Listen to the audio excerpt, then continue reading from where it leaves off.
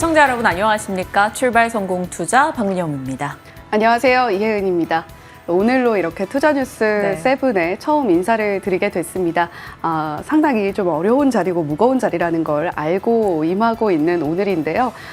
물론 신나게 기분 좋게 시작을 하면 좋겠습니다만 일단 시작이 좀 어렵기 때문에 그 부분에 있어서 마음이 좀 무겁습니다. 그러니까요. 지난주에 예고해드린 대로 새롭지만 새롭지 않은 인물, 그동안 저희 머니투데이 방송에서 엄청난 활약을 보여줬던 혜은 앵커를 또 저희 시간에 이렇게 모셔왔는데 앞으로 잘 부탁드리고요. 말씀 주신 대로 반가운 마음은 가득합니다만 시장을 바라보는 마음은 한켠이 묵직합니다. 어떻게 바라봐야 되는지 시장에 대한 이슈들 정리해가면서 전략 챙겨가도록 하겠습니다. 일단 열어보기 싫은 지난주 금요일장 같이 열어보시죠. 제목을 불타는 금요일이라고 넣었습니다. 이것은 희망사항이고요. 실제로 시장은 내 마음이 불탔던 하루였었죠. 코스피가 이날 3.6%, 코스닥이 4% 이상 급락했습니다. 자, 코스피 이날 100포인트 이상 밀려났어요. 외국인 현선물 도합 매도 규모가 3조에 육박하는 흐름이었습니다. 역대 4위 규모였고요. 결국 코스피는 121선, 추세선 혹은 방어선이라고도 볼 수 있는 이 선을 하회했고요. 아랫단으로 지지가 무너졌다, 이런 평가 등 굉장히 무서운 얘기가 흘러나왔던 하루였죠. 자, 코스닥도 만만치 않죠. 4% 이상 급락이었습니다. 엔터 그리고 코로나19 관련한 일부 테마만 생존했습니다. 대표적으로 수젠텍, 진매트릭스, 랩지노믹스 등이 올랐던 것, 요 정도로 정리가 가능하겠네요. 엔터 쪽에서는 하이브가 비교적 선전했죠. 하이브 같은 경우 개장 전 성공 전략 전에 저희 금요일에 투자뉴스 세븐 전략에서 이성웅 이사가 그날의 공략 종목으로 이야기하기도 했었는데 그나마 그 종목이 시장에서는 버텼습니다. 자, 이런 현상이 나타난 것은 갑자기 경기 침체 이슈가 부각됐기 때문이죠. 미국의 제조업 쇼크에 이어서 시장에서는 실업률 데이터 등 부담스러운 요소로 봤을 때 경기 침체가 시작되는 게 아닌가, 거기에 대한 불안감이 확산됐습니다. 그러면서 가쁜 경기 침체 이슈로 전체적인 글로벌 증시가 같이 부담을 느꼈죠. 이 말은 미국의 경기 침체라는 것은 결국 대미 수출주들, 그동안 아메리칸 드림을 꿈꿔왔던 종목군들에게는 당연히 부담 요소로 탈바꿈되는 순간일 겁니다. 그렇기 때문에 국내 다양한 섹터에 영향을 주는 내용 잘 체크가 필요하겠고요. 또 하나, 이날 새벽에 인텔, 아마존 등이 실적 내놓고 특히나 인텔 같은 경우 시간의 급락을 기록했죠. 당연히 그러다 보니까 국내 반도체단에 우려 섞인 목소리를 더 키울 수밖에 없었습니다. 코덱스 반도체가 이날 7% 이상 떨어졌죠. 거기에 중동 불확실성, 엔캐리 트레이드 이슈, 엔캐리 트레이드 청산에 대해서 시장은 아직까지 청산될 물량이 더 많이 남아있다. 이것이 진정되는 걸 보고 가야 된다라는 시각 등도 계속 나옵니다. 거기다 내부적으로는 우리 Q10 사태에 대한 불안감이 금융권의 부실까지 야기할 수 있지 않을까, 여러 가지 시스템 충격에 대한 이야기도 나오고 있어서 이런 내용이 다 반영이 됐고요. 결국 국내 증시의 흔들림이 상당히 크게 나왔습니다. 거기다 이것을 받쳐줄 만한 매수세 자체가 실종이었죠. 코스피도 코스피입니다만 일본 니케이 지수 5% 이상 급락했고요. 오히려 중국이나 홍콩처럼 1, 2% 떨어진 것은 굉장히 양호해 보이기도 합니다. 대만도 마찬가지죠. 반도체 쪽의 충격으로 이날 TSMC 등이 많이 빠지면서 가권 지수도 4% 이상 떨어졌네요. 자, 그럼 침체라는 것의 공포가 얼마나 큰지를 명확하게 확인할 수 있었습니다. 그럼 경기 침체가 정말 오는 것인가? 미국의 경기 침체 가능성에 대해서 살펴봐야겠죠. 일단 시장은 아직까지는 침체 가능성이 일부 있으나 그렇게 침체로 속단하긴 이르다라는 평이 많이 나옵니다. 대표적인 이유로는 경기 침체라고 우리가 통상적으로 일컬을 때 GDP 성장률이 마이너스를 지속 몇 분기 이상 기록을 해야 하고요. 소비나 제조업 데이터 등의 지표 부진이 단발성으로 끝나는 것이 아니라 상당 부분 긴 시간 연속성을 띠게 된다라는 겁니다. 그런 과정 속에서 결정적인 이벤트가 발생할 경우 실질적인 침체로 이어지곤 하는데요. 리먼 때나 코로나 사태 때 혹은 그리스 제조 재정위기때 이런 과거를 떠올려 봤을 때는 지금 그 정도 수준까지는 아니다라는 얘기가 흘러나옵니다. 이것이 단순 희망 고문이 될 여지도 있겠습니다만 지금으로서는 시장의 목소리는 그러하다라는 점을 전해드립니다. 그러면 지금 시장은 여러 가지 불안 요소 등이 진정될 때까지 기다려야 하는 시간으로 시장은 파악하고 있는 상황이고요. 키움에서는 PER 9배가 깨진 코스피에 초점을 좀 맞춰보고 있네요. 코스피 12개월 선행 PER이 8.8배까지 떨어진 상황인데 그동안 PER 이 9배가 이탈된 3번의 사례를 고려해 봤을 때 러우 사태 때나 러우 전쟁이 벌어진 직후 코로나 세계 락다운 그리고 미중 무역 분쟁 이슈 이 최근에 이렇게 PER 9배 이탈 사례 등은 상당히 큰 이벤트가 있었다라는 겁니다. 지금 물론 시장에서 반대 매매나 이익 전망에 대한 기대 이상의 스토리가 계속 나올 것인가에 대한 우려는 있으나 실제로 앞에 본 13번의 사례급의 사태인가? 그거에 대해선 판단이 어렵다라고 키움에선 얘기하고 있고요. 이미 투매에 가까운 흐름이 반영이 되었기 때문에 투매에 동참하기보다는 조금 진정하는 과정이 필요하다라고 얘기합니다. 자, 그러면 시장이 진정하기 위해서는 무엇이 필요할까요? 하나증권과 한화증권에서는 금리 하락이 일단 멈춰야 한다라고 얘기하고 있습니다. 하나증권의 보고서 내용을 인용했습니다. 현재 진행되고 있는 금리 급락이 멈춰야지만 본격적 반등이 가능하다라고 얘기하고 있고요. 그 하단은 미국 10년물 국채금리 기준 3.2에서 3.7까지 열어둬야 한다라고 얘기합니다. 지난 마지막 3.79까지 본 상황이고요. 경기 침체가 온다고 해서 금리 인하가 나오게 된다면 그 이후부터는 인하 효과를 기대하며 반등을 기다릴 수 있다라고 얘기하고 있고요. 그렇기 때문에 9월 FOMC까지는 기다림의 시간이라고 표현하고 있네요. 자, 그러면 그 기다리는 동안 무엇을 봐야 하는가?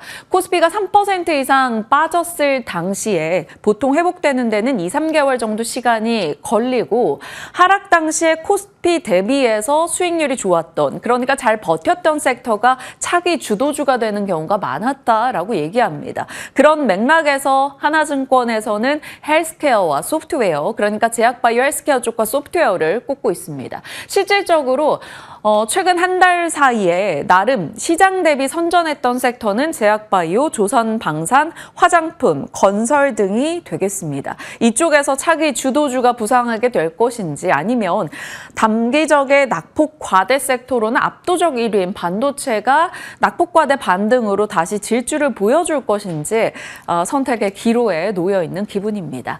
자, 그럼 국내 증시가 기다려야 하는 반전의 트리거는 어떤 것들이 있을까요? 기대 그 이상의 실적 서프라이즈가 나와주던가요? 엔캐리 트레이드 청산 종료에 대한 명확한 시그널을 받게 된다던가 아니면 외국인의 선물 매도가 진정돼야 될 겁니다. 일단 지금으로서는 매도 클라이막스에 들어가고 있다. 더 이상 매도할 규모가 있을지 모르겠다. 이런 목소리 등은 나오고 있습니다. 그리고 섹터 단에서는 기대해봐야 될 요소가 바로 8월 28일 엔비디아의 실적 이벤트가 되겠습니다. 이것이 기대 요소가 될지 아니면 엎친 데 덮친 격이 될지는 모르겠으나 지금으로서는 기다려야 되는 내용들은 보고 가야 하는 내용들은 이 정도로 정리가 가능하겠습니다.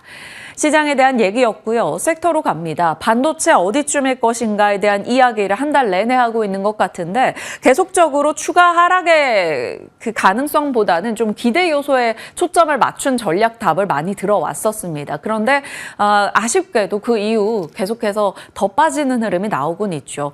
미국의 주요 반도체 종목들 고점 대비 하락률 보면 상당합니다. 인텔이 가장 눈에 띄죠. 68%입니다. 만만치 않은 것이 국내 반도체 대형주들. 삼성전자가 양호해 보이는 수준이죠. SK하이닉스는 30% 고점 대비 떨어져 있는 상황입니다. 지난주 마지막 거래일도 마찬가지였죠. 삼성전자 4%, SK하이닉스는 이렇게까지 빠지나라는 심리적인 생각이 들게 했습니다. 10% 급락, 2011년도 2월 이후 가장 큰 하락을 기록했네요. 덩달아 한미반도체, PSK홀딩스, 레이저셀, HBM단 종목들 같이 내려갔고요. 한 달 기준 코스피 코스닥 낙폭 과대 섹터 1위는 단연 결명코 반도체였습니다. 자, 반도체뿐 아니라 이날장에서는 자동차, 증권, 빅테크, AI 관련한 의심으로 로봇이나 전력주까지 같이 떨어지면서 코스피 내에서 오른 종목 개수가 150여 개가 채 안 되는 정말 상승 종목 대비 하락 종목이 압도적이었던 하루가 아니었나 싶습니다. 이쯤 되면 반도체 어떻게 바라봐야 될 것인가 절실합니다. 잠시 후에 이야기 나눠보겠고요. 시장에서는 지난 금요일 장 마감 이후 이런 분위기니까 제발 고용 보고서가 좀 괜찮게 시장이 우호적으로 받아들일 수 있게 나와주길 간절히 바랬는데 일단은 그렇진 못했습니다. 비농업 고용 같은 경우는 예상보다 큰 폭으로 낮게 나왔고요. 고용이 좋지 않았다라는 겁니다. 실업률도 예상보다 높게 나왔죠. 그러면서 시장에서는 샤메 법칙에 대한 언급이 등장했습니다. 이것이 무엇인고 하니요. 실업률 3개월 평균이 이전 12개월 최소값보다 0.5% 이상을 상회할 경우 통상적으로 경기 침체를 마주했었다라는 게 샤메 법칙입니다. 7월 달경부터 해서 이 샴 지표가 0.53 위로 올라와 있는 상황이기 때문에 침체가 오는 것이다라는 얘기가 흘러나온 거죠. 다만 물론 반대의 목소리도 있습니다. 과거 이 샤메 법칙이 거론될 때와 지금의 고용 환경이 너무 다르다라는 것이고 샤메 법칙은 좀 과장되어 있다. 다른 요소를 충분히 파악할 필요가 있다라는 목소리 같이 나옵니다. 다만 일단은 이날 시장은 이것에 고용, 실업률, 샤메 법칙에 반응하면서 경기 침체에 대한 우려를 좀 더 여실히 느꼈던 하루였습니다. 자, 자연히 그러다 보니까 CME 패드워치상 9월 50pp 인하 확률이 이날 지난주 마지막 거래 뉴욕장 기준 확 올랐고요. 오늘 새벽 기준으로는 이것이 훨씬 더 올라가는 모습까지 나타났습니다. 골드만삭스에서는 9월, 11월, 12월에 각각 25bp씩 인하해야 된다라고 전망하고 있고요. JP모건과 시티그룹은 9월과 11월에 50bp 그리고 12월에 25bp 인하 전망을 하고 있습니다. 굉장히 공격적으로 IB 시선이 바뀌고 있다는 것, 인하가 늦은 게 아니냐라는 불안감을 충분히 자극할 만하기도 했었죠. 자, 미국의 국채금리는 2년물, 10년물, 30년물 장단기 너나 할 것 없이 모두 다 크게 떨어지는 모습이 나타났습니다. 상황이 이러다 보니까 침체에 대한 우려가 확산됐고 3대 지수 모두 다 크게 떨어졌습니다. ISM 구매자 관리자 지수 충격에서 비농업 고용 침체 우려까지 더해지면서 주요 IB의 공격적인 금리 인하 전망, 국채금리 하락을 촉발했고요. 경기 침체라는 단어에 더 민감하게 반응할 수밖에 없는 러셀 리처는 3% 이상의 급락이었습니다. 지난 한 주간 러셀 리처는 7% 이상 떨어졌죠. 엔캐리 트레이드 청산 이슈 혹은 트럼프 트레이드 이슈 나올 때 그리고 금리 인하에 대한 기대 요소가 있을 때는 시장이 러셀 리처로 수단이 돌았으나 이게 금리 인하가 보험성 인하가 아닌 침체성 인하다라는 쪽으로 무게가 실려버리니까 러셀 리처는 더 큰 타격을 받고 있는 상황입니다. 필라델피아 반도체 지수도 인텔, 엔비디아 등의 하락과 함께 큰 폭으로 떨어졌어요. 5% 이상 하락했고요. 변동성 지수인 빅스가 25% 급등하는 흐름이 나왔습니다. 자, 그 전 거래일에 장 마감 이후 나왔던 인텔의 실적을 반영해서 인텔의 큰 폭의 흔들림이 있었는데요.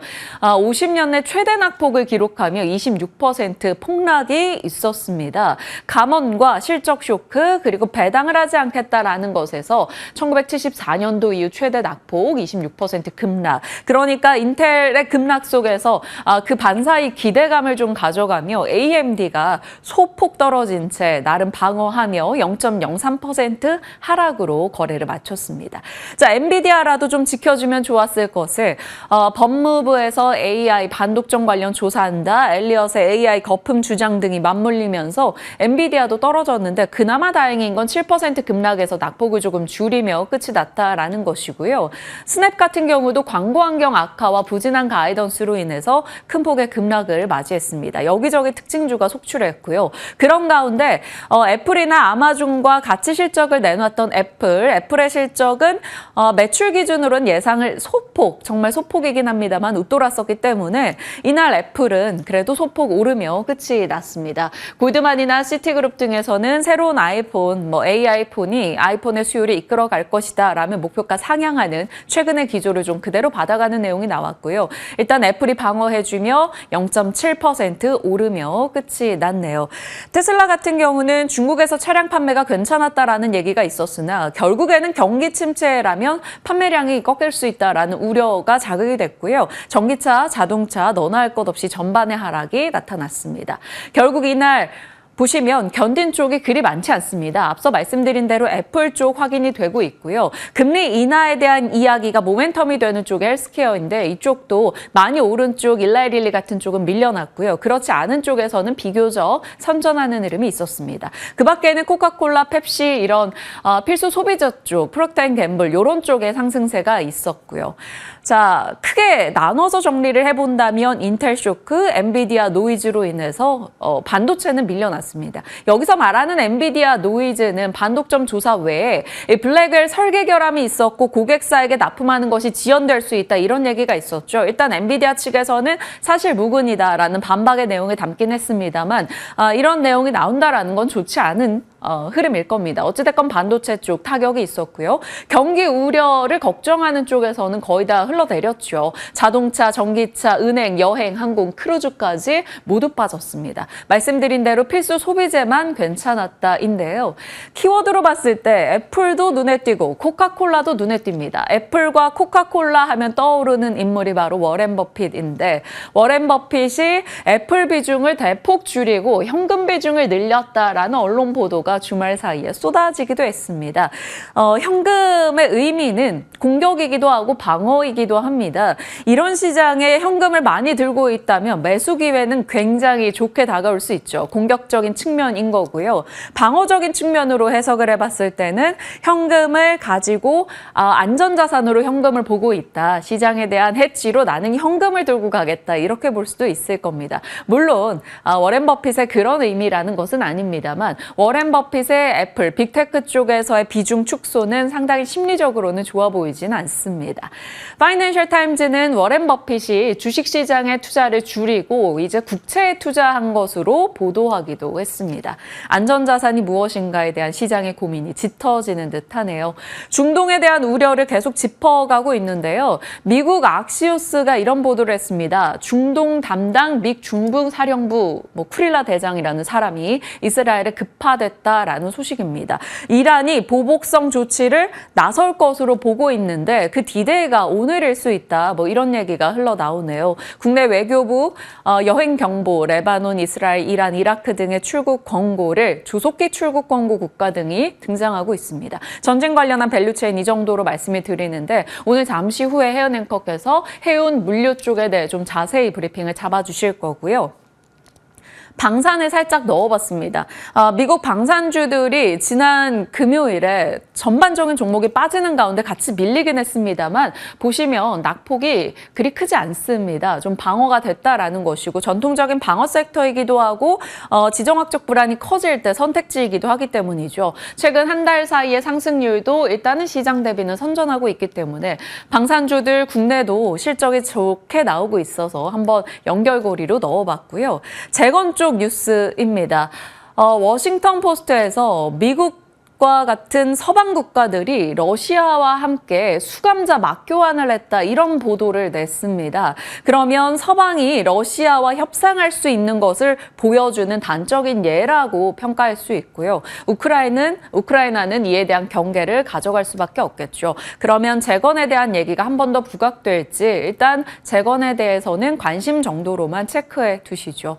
자, 매도해야 될 때일까요? 매수해야 될 때일까요? 아니면 어떤 대응도 하지 않고 그냥 컴퓨터나 핸드폰을 끄고 바라보지 않아야 하는 때일까요? 궁금해집니다. 미국의 지표와 금리 상황을 잘 파악하셔야 되고요. 달라진 일본의 흐름 속에서 엔캐리 청산의 진정 여부가 필요합니다. 대선 불확실성 이슈, 그로 인한 여러 가지 이슈 속에 외국인의 매도가 진정되는지, AI에 대한 의심이 확신으로 다시 돌아올 수 있을지, 그리고 중동 불안이 어떻게 될지 우리는 살펴볼 내용이 굉장히 많습니다. 그런 가운데 두 섹터로 놓고 봤을 때 반도체는 단기 낙폭과대 매력이 있고요. 바이오는 하반기 견조했었기 때문에 지금으로선 좀 더 믿음이 가는 섹터이기도 합니다. AI 내러티브에 대한 의심이 계속되고 있는데 이것의 무게가 어느 쪽으로 기울일지 봐야 되고요. 금리 인하 모멘텀과 바이오도 어찌 보면 단기 상승 섹터이기 때문에 이것이 언제든지 차익 실현이 트렌드인 시장에서는 부담이 될 수 있겠죠. 어느 쪽을 선택할지에 대해서 비단 반도체 바이오만이 아니라 낙폭과대와 단기 상승 불안 그 사이에 여러분은 시소를 잘 타셔야 될 것 같습니다. 선택한다면 여러 종목군이 들어갈 수 있을 거고요. 자, 8월에 되돌림 기대를 어디서 찾아봐야 될까? 일단은 지표 불안에서 시작된 경기 침체 우려가 있기 때문에 오늘 미국에서 발표되는 이 지표 등이 어떻게 나오는가가 생각보다 더 중요하게 영향을 미칠 겁니다. 그리고 금요일에는 중국의 CPI, PPI, 침체 이슈가 있는 이쪽에 불안을 잠재워줄 수 있을지 봐야 되고요. 그 밖에 이슈로는 실적들, 이번 주는 중요한 실적이 슈퍼마이크로 컴퓨터 그리고 노보노디스크, 일라이릴리가 되겠습니다. 이쪽 실적을 앞두고 있다라는 측면에서 그리고 금리 인하를 기저에 깔고 간다라는 측면에서 봤을 때 비만 치료제 쪽이 시장의 단기 트레이딩 섹터로 떠오를 수 있을지 지켜봐야 될 것 같고요. 우리 시장에서는 게임주 등이 이번 주 실적 많이 내놓네요. 게임과 엔터 등도 살펴보시죠. 자, 일정에 대한 이야기들 이었고요. 해운형과 오늘 첫 브리핑 섹터 해운 물류 쪽 잡아주셨네요. 네, 지금 미국 시장을 비롯해서 글로벌 증시가 아래 공포와 좀 싸우고 있는 듯한 분위기입니다. 그리고 실제로 전쟁이 이루어지고 있는 곳도 있죠. 그 부분을 중심으로 우리가 상승 모멘텀이 부재한 시장 속에서 어떤 섹터 바라보면 좋을지 좀 고민하면서 브리핑 준비를 해봤습니다. 거친 생각, 불안한 눈빛, 그리고 전쟁 같은 시장 상황이 펼쳐지고 있습니다. 그를 촉발한 것은 하마스의 최고 지도자 하니에가 피살되면서 생긴 일인데요. 사실 하마스와 이스라엘의 대대적인 공습으로 인한 전쟁 국면은 2023년 10월부터 시작이 됐습니다. 이제 거의 1년 가까이 지속이 되고 있는 상황이죠. 사실 중동 변수는 이에 따라서 상수다라고 볼 정도로 지속적으로 이어지고 있는 듯한 분위기입니다. 최근에 불거진 이슈는 2024년 4월 13일에 이란이 이스라엘에 대한 보복 공격을 감행하면서 중동 전쟁의 5차로 확전되는 것이 아니냐라는 우려가 1차적으로 불거졌었는데요. 그로 인한 여파가 사실 그렇게까지 크진 않았습니다. 그런데 이번에 좀 분위기가 다릅니다. 7월 31일에 하마스가 이스라엘의 공격으로 최고 지도자 이스마일 하니의 사망 발표를 했고요. 그에 따라서 지속적으로 계속해서 추가적인 갈등 국면이 이어지지 않겠느냐, 이러한 상황들이 전개가 되고 있는 것입니다. 자, 그렇다면 우리는 시장에서 어떤 부분들을 체크를 해봐야 될까요? 전쟁 같은 시장 안에서 현재 우리 시장은 순환매 장세가 펼쳐지고 있습니다. 물론 지난 금요일 시장 굉장히 어려운 시장 장세 속에서 상승이 나왔던 종목들을 추리다 보니까 순환매라는 이야기가 나오긴 하는데요. 주말 사이에 있었던 이슈들도 좀 정리를 해보겠습니다. 앞서서 민영 앵커가 설명해 주었습니다만 헤즈볼라가 3일 밤에 이스라엘 북부를 겨냥한 로켓 수십 발을 발사했다라는 소식이 들려오면서 1차적으로 충격을 줬고요. 그리고 이란 최고 지도자 아야톨라 알리 하메네이가 이스라엘을 직접 공격할 것이다. 미국의 개입에 대비한 방어 계획도 현재 세우고 있다라고 이야기를 하면서 미국과의 대립도 준비하고 있다라는 상당히 강력한 시그널을 보냈습니다. 말씀드렸던 것처럼 현지 시간 5일 이스라엘 보복 공격 감행 가능성에 대비를 하면서 우리 시장의 충격에도 함께 준비를 해야 되겠고요. 유대고 명절이 티샤 베아브인데 8월 12일부터 13일입니다. 이 기간 동안에 보복을 할 수 있다라는 가능성도 함께 제기되고 있는 만큼 이 이슈가 만약에 현지 시간 5일을 잘 넘기게 된다면 12일, 13일까지도 더 확전에 대한 가능성을 염두에 두고 우리가 시장의 포인트를 찾아봐야겠죠. 월스트리트 저널은 이란과 헤즈볼라가 미국과 아랍 외교관과의 대화를 거부했다라는 소식과 함께 4월보다 심각한 보복이 전개될 것이다라는 코멘트도 함께 내놓고 있습니다. 자, 미국은 이에 따라서 중동 지역에 해군, 공군, 전력 증파한다라는 이야기도 함께 하고 있기 때문에 실질적으로 이 전쟁 상황이 얼마나 더 커질 것인가는 계속해서 주시를 해봐야 되는 이슈라는 것이죠.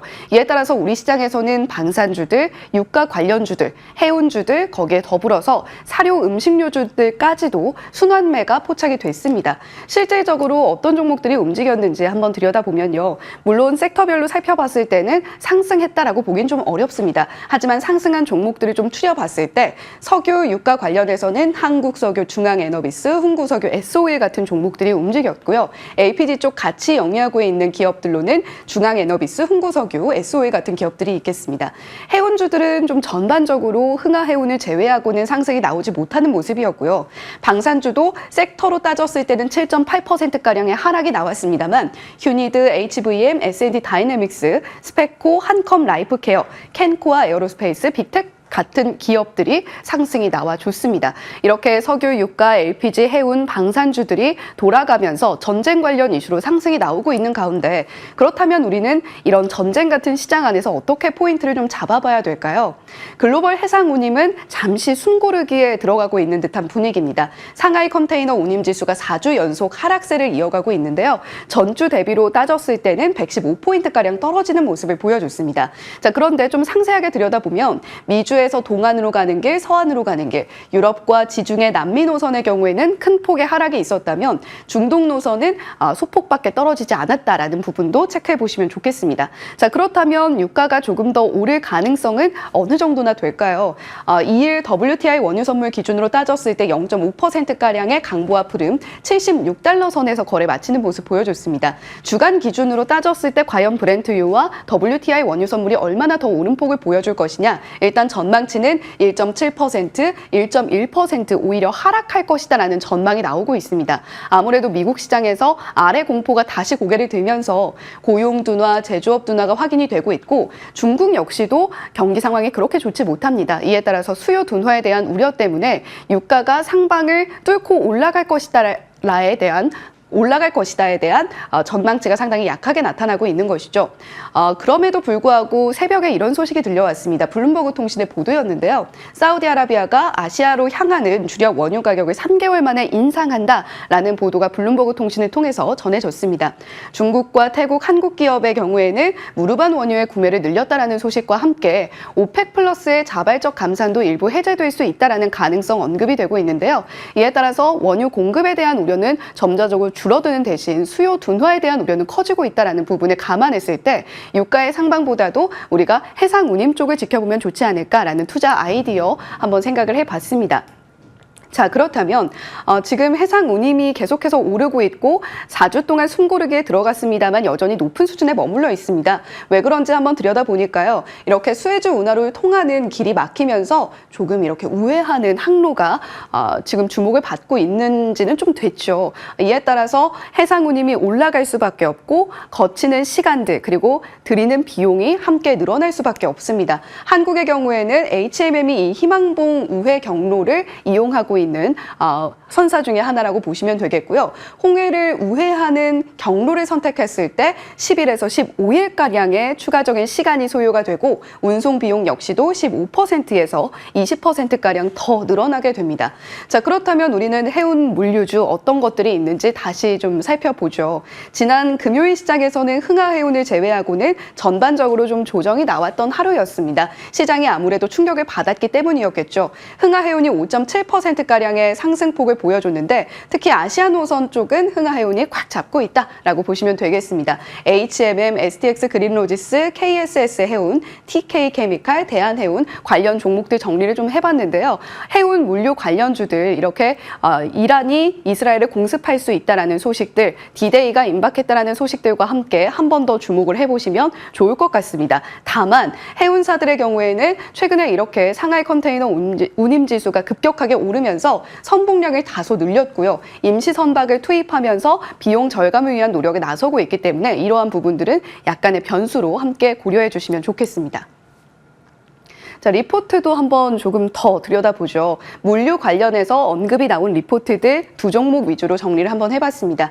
하나증권에서 LX 인터내셔널의 목표가 4만 원 투자 의견 매수를 권고를 했는데요. 해상운임이 상승하는 것이 실적에 반영되는 것을 이번 분기 실적에서 확인했다라는 코멘트 내놨습니다.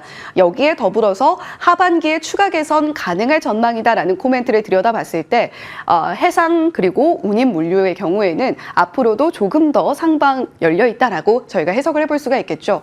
매출과 마진이 동시에 오름세를 보여주고 있고 이번 분기에 물류 부문에서 한 3%가량의 마진을 확인했다라는 부분도 체크해 볼 수가 있겠습니다. 자, 운임이 이렇게 오름에 따라서 물류 부분의 실적이 반영되는 시차를 감안했을 때 2분기는 아마도 개선의 초입 구간에 접어든 것이 아닐까라는 코멘트도 저희가 확인할 수 있었고요. 자, 물론 상하이 컨테이너 운임지수 고점을 기록한 후에 4주 동안 좀 조정 국면에 들어갔다라는 말씀을 드렸습니다. 하지만 그럼에도 불구하고 여전히 높은 수준에 머물고 있고 향후에 해상운임이 갑자기 급락하는 현상을 우리가 목격하지 않는다면 하반기에도 이익 성장 추세는 지속될 것이다라는 코멘트 우리가 물류 부분 그리고 해상운임 관련해서 체크해 볼 수 있겠고요. 삼성 SDS의 경우에도 약간 짧은 코멘트가 있었습니다. 미래에셋증권에서 나온 리포트였고요. 하반기 서프라이즈를 기대하는데 물류 매출의 경우에는 최근에 해운과 항공운임 상승세가 지속되고 있기 때문에 견조한 실적을 기록할 것으로 예상된다라는 코멘트 함께 들여다볼 수 있었습니다. 네, 이렇게 네.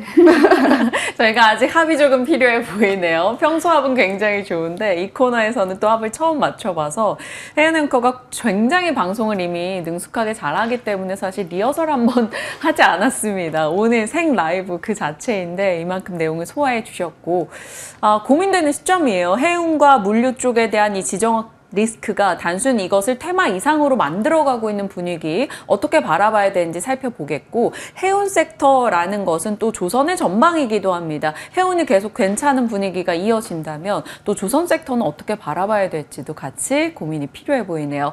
자, 여러 이슈 담아서 시장 전략 이어가겠습니다. 지금 함께 하시죠.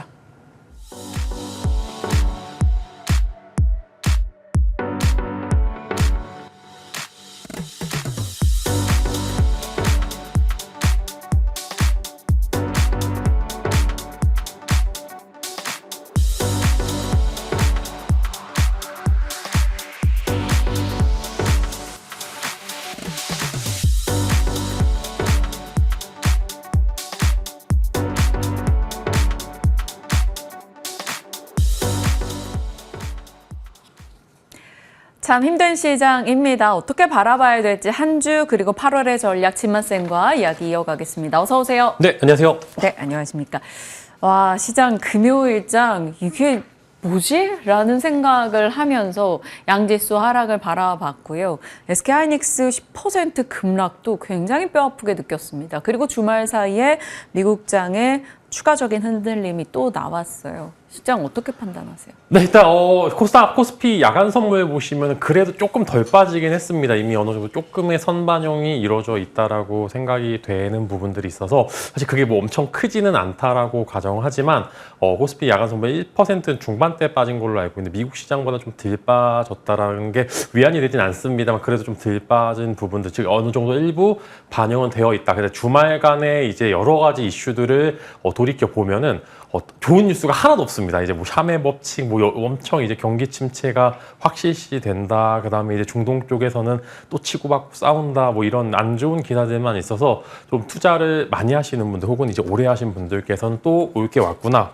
이제 생각이 들지만 결국에는 이런 시기들도 지나가서 좋았을 때도 또 다시 올 것으로 전망이 되고요. 22년도만큼의 장기적인 그런 주가 하락보다는 지금은 현재 반등 타이밍을 잘 노리게 되면은 그런 좋은 결과물을 얻을 수 있을 거라고 제가 이제 말씀드리고 제가 8월 중순은 가야지 어느 정도 좀 대세적으로 반등이 나올 거다라고 말씀을 드려서 좀 과하게 저희가 이제 이런 음모론은 좋아하진 않습니다만 근데 너무 위도적으로 여러 가지 데이터들이 한쪽에 치우쳐서 해석이 되고 있는 부분들이 좀 있다라고 생각이 됩니다. 네. 지난주 금요일 날 나왔던 여러 가지 지표들도 그렇고 지금 현재 구간들은 아직은 바닥을 찾는 과정이긴 하고 반등이 바로바로 언제 나와도 좀 이상할 게 없는 상황은 맞습니다만 아직 여러 가지 지표와 데이터들을 더 보고서 경기 침체를 논해도 늦지 않다. 이렇게 먼저 말씀을 드리면서 시작을 해보도록 하겠습니다. 경기 침체에 대한 생각은 어떻게 가져가세요? 일단 여러 가지 지표가 좀 안 좋은 데다 고용 악화 얘기가 나오고 있습니다.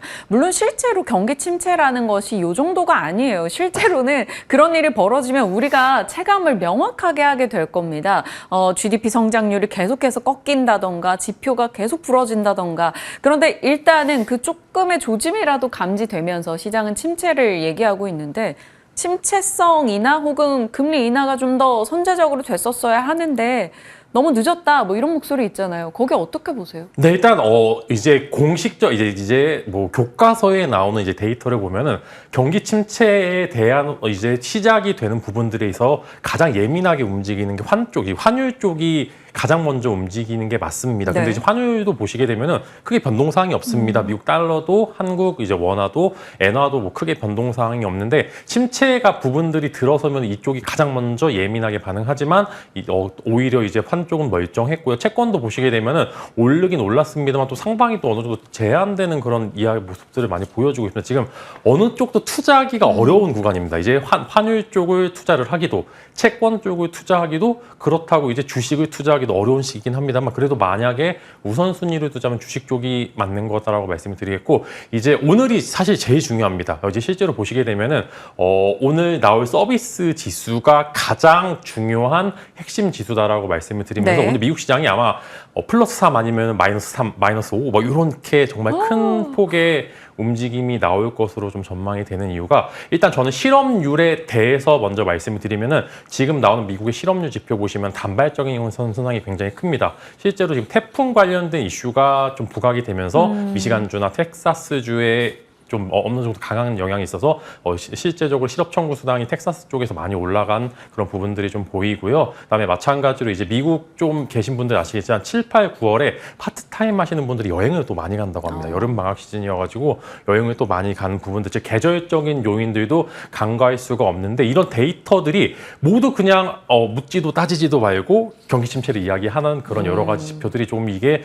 의심이 가는 부분들이 있는데 만약에 여기서 실업 서비스 지수가 안 좋게 나오면 실제로 경기 침체가 일부 진행이 되는 부분들이 맞습니다만 이게 또 좋게 나오게 되면 어떻게 또 동전 하나 틀면은 또 경기 연착륙으로 이야기될 수 있는 부분들이 많기 때문에 저라면 침체는 아직 이르고 한 달 전에 나오는 그런 여러 가지 슈퍼 서프라이즈들이 다시 한번 좋은 결과들을 보여줄 것으로 좀 전망이 됩니다.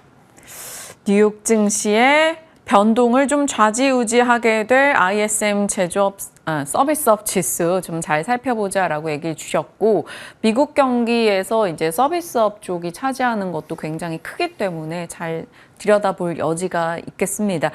국내에서 그러면 지나친 비관은 일단 자제하되 여러 가지 8월 중순까지는 공격적 대응도 좀 자제하자라는 뉘앙스로 전달이 되는데 저희가 반등의 요소를 어디에서 찾아보면 좋을까요? 네, 일단은 저는 8월 이제 중순을 좀 기점으로 좀 말씀을 드리려고 네. 하는데 미국의 이제 민주당 대선 이제 제가 지난주에도 한번 말씀드렸었는데 전당대회가 있습니다. 근데 전당대회에서 나오는 여러 가지 긍정, 지금 만약에 대선 후보가 확실하게 정해진다면은 분명히 이제 공격적으로 나오는 여러 가지 연준과 그다음에 미국 재무부의 액션들이 분명히 나올 것으로 전망이 됩니다. 민주당 입장에서는 지금 이제 원래 당연히 패배할 것으로 트럼프 총격 사건 이후에 엄청나게 지지율이 벌어졌고 대통령 후보까지 바꾸는 초강수를 뒀었음에도 이제 여러 가지 이슈들이 좀 조막이 되면서 지금 이제 거의 50대 50까지 싸움이 됐는데 이거를 파월과 이제 옐런이 분명히 지원을 해줄 수밖에 없고요. 이제 어느 정도 채권 쪽에서 움직임, 즉 테이퍼링에 대한 여러 가지 긍정의 이슈들도 보여줄 수 있을 만한 움직임들이 나오고 있습니다. 그래서 저는 만약에 이제 단발적으로는 플러스 3%, 마이너스 3%의 그런 변동성 큰 장세가 당분간 이번 주는 이어질 것으로 전망이 되고 지표에 굉장히 예민한 모습들을 많이 보여줄 게 사실입니다만 전당대회에서 나오는 여러 가지 좀 긍정의 시그널들이 아마 주식시장으로 좀 이어지면서 저는 15일을 기점으로 조금 탄력적으로 움직일 것으로 좀 예상이 되기 때문에 15일 저희 휴장 이제 이게 전후루에서 이제 어느 정도 바닥권 다지고 올라가는 그런 이제 부분들을 이제 당연히 저도 광복절은 알고 있습니다. 네, 이제 그래서 전후루에서 올라갈 것으로 전망이 되기 때문에 지금의 공격적인 베팅은 좀 단기성 트레이딩 자금으로 사용을 해보시는 게 좋을 거고 현재 구간에서 조금씩 바닥권을 잡아가는 움직임들이 나올 겁니다. 이제 대통령실에서도 이제 주가 어느 정도 방어를 위한 연기금들의 움직임을 보일 것으로도 전망이 되기 때문에 일단은 지금 현재는 한 치 앞을 알 수가 없다. 그렇지만 8월 중순 기점으로 해서 조금 이제 바닥 잡고 쭉 올라갈 거다. 이렇게 좀 전망을 드리도록 하겠습니다. 당분간은 너무 서두를 것 없네요. 그것이 매수든 매도든 조금 상황을 지켜보고 8월 중순경 이후부터 좀 포지션에 대한 고민, 자리 잡아가는 흐름들을 보고 대응하자 이렇게 말씀을 주셨습니다.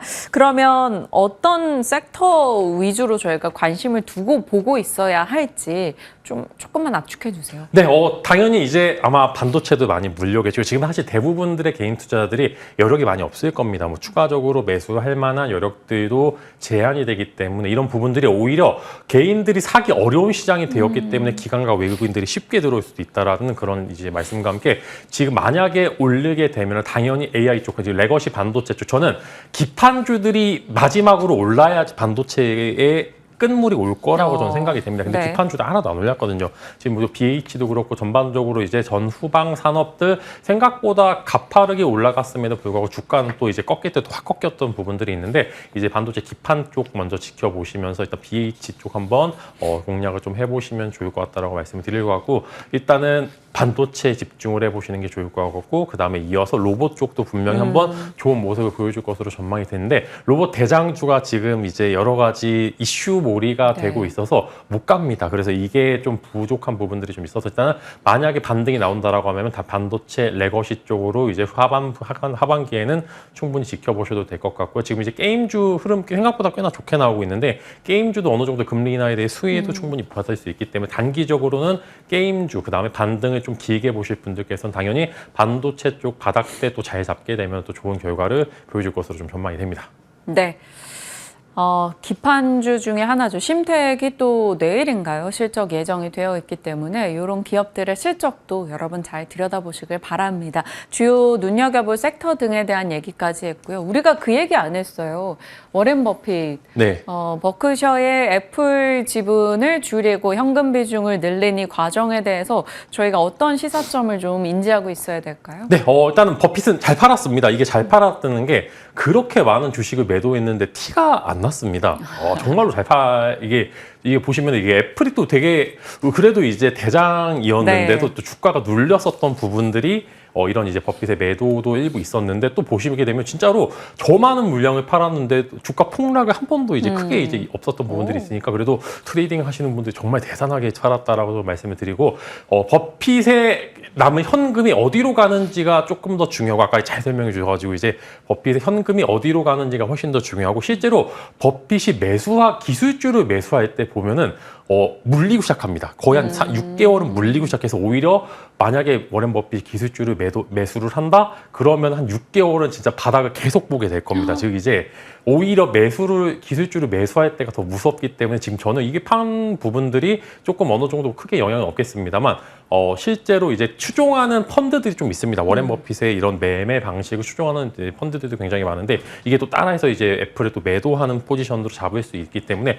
이런 단발적인 영향을 제외하고는 그래도 버핏은 티 안 나게 잘 팔았고 오히려 그의 현금이 어디로 가는지를 중요하다. 예전에 뭐 상사 관련주 한번 이제 네. 버핏이 얘기해서 엄청나게 올랐었는데 그게 과연 어디로 갈지 그게 다음 내년에 먹거리가 무엇이 될지 보여주는 거기 때문에 그쪽을 한번 시사점으로 지켜보시는 게 훨씬 더 좋다 이렇게 이야기 드리겠습니다. 시장에서 저희가 굉장히 많은 시간을 할애했습니다. 이제 다음 섹터로 들어가 보도록 할게요.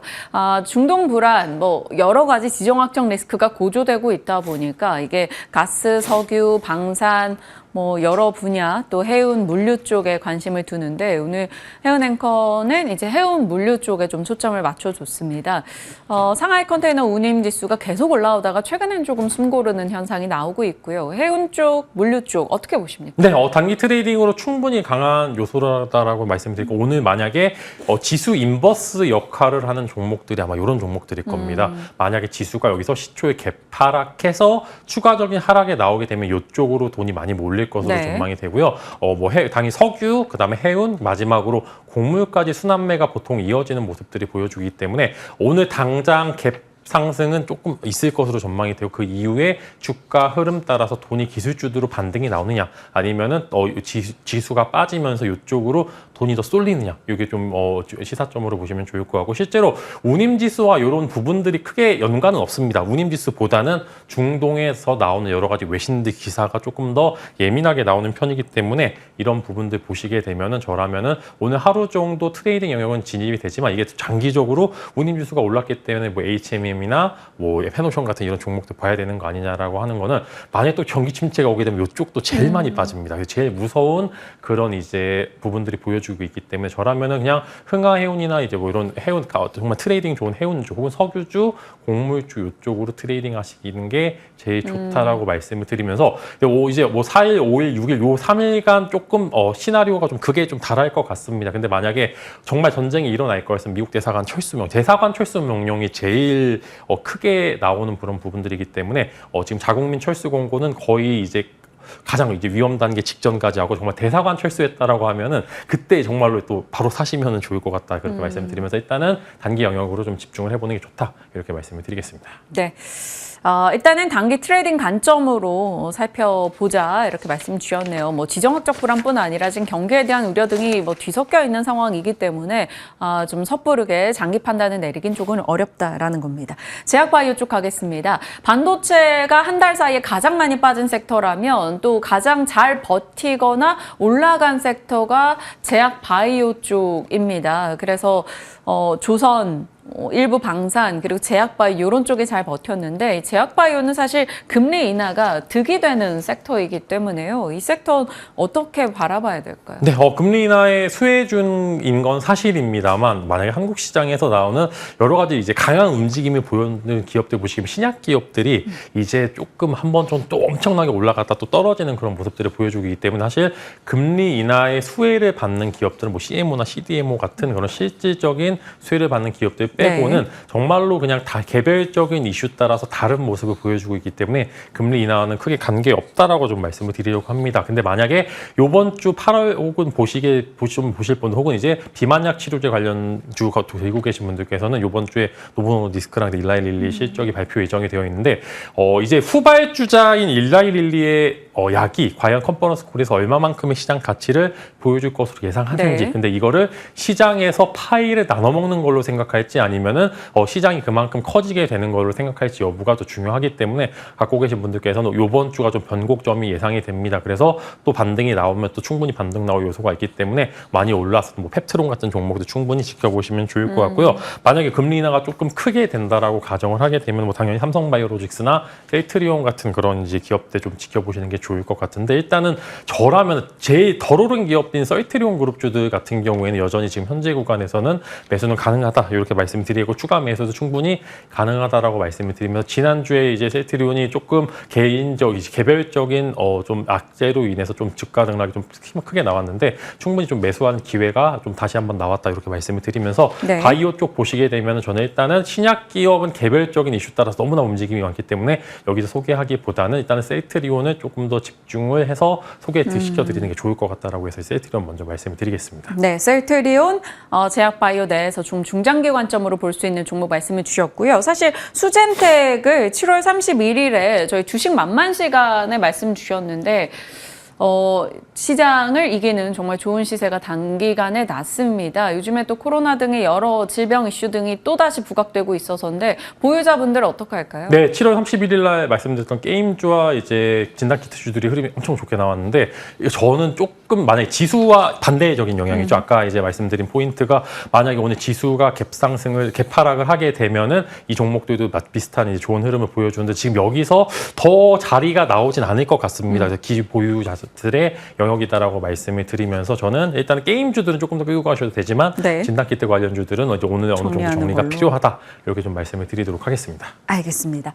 자, 그리고 좀 시간을 저희가 많이 할애해서 최대한 진만쌤의 답변을 끌어냈습니다만 부족하긴 하죠. 더 깊은 얘기를 나누고자 하는 분들을 위해서 오늘 또 무료 공개 방송 진행하신다고. 네, 오늘 좀 중요한 시간입니다. 오늘 정말로 지수의 변곡이 정말 크게 있을 것 같고요. 제가 아까 말씀드린 왜 8월 중순인지 왜 정확한 데이터 수치 제가 주말간에 여러 데이터를 보면서 좀 연구를 많이 해왔는데 제 뷰는 완성이 됐고 이 뷰가 어떻게 맞아가는지 여러분들에게 한번 실력을 보여드릴 예정이니까 이어서 공개 방송 좀 참여해 주시면 좋을 것 같습니다. 네, 11시까지 계속해서 진행을 하신다고 하니까요. 한번 참여해 보시길 바랍니다. 집만 센 거 한 주 그리고 8월의 전략을 고민해 봤습니다.